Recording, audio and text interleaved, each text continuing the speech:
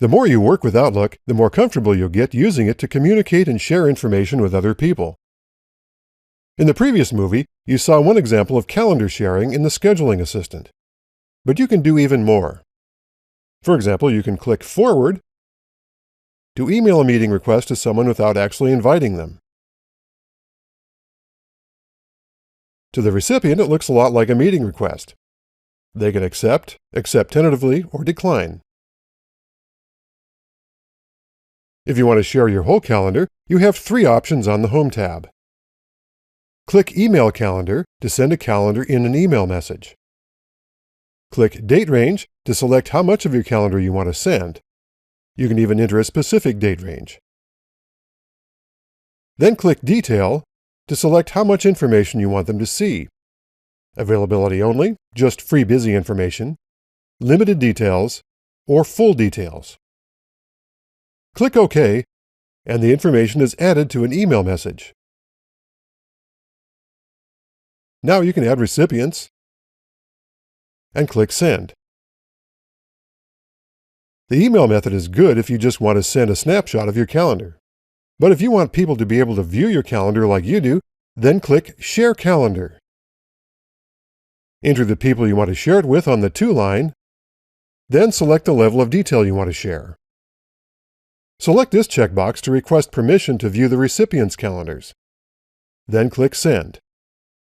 Click Yes to confirm that you want to share the calendar, and the email is sent. When your recipients open the message, they can read an explanation and some instructions for adding your calendar.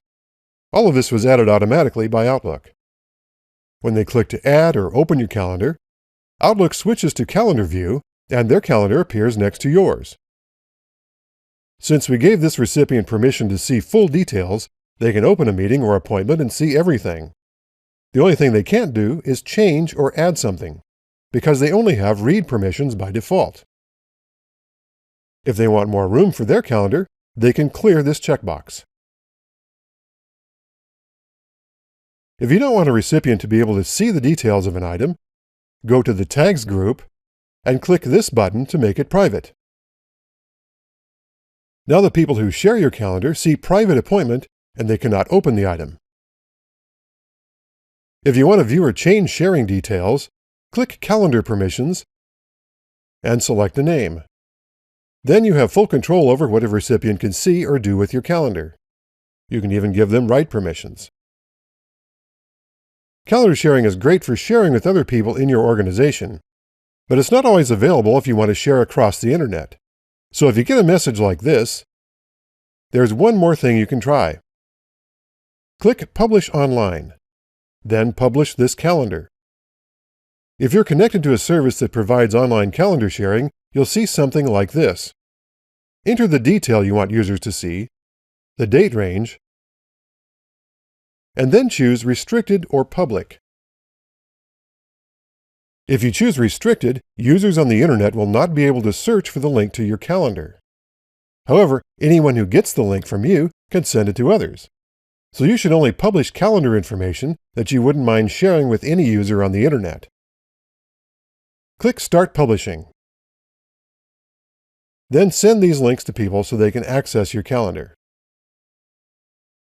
So now you know the basics for using the calendar in Outlook 2013.